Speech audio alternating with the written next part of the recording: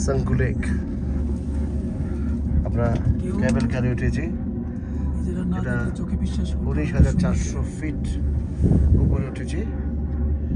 তারপর সাঙ্গু লেকটা 17,400 ফিট উপরে সমুদ্রপৃষ্ঠ থেকে।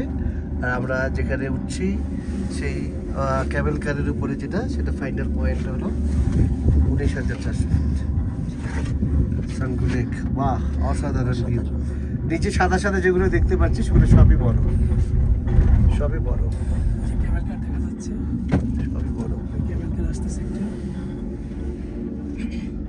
এত সুন্দর, বিশ্বাস করবেন বোঝানো যাবে না, না দেখলে মানে অসম্ভব দৃশ্য। মানে সাদা সবুজের মাঝে মানে পাহাড়গুলো একেবারে সাদার মাঝে সবুজের প্রিন্ট করা মনে হচ্ছে।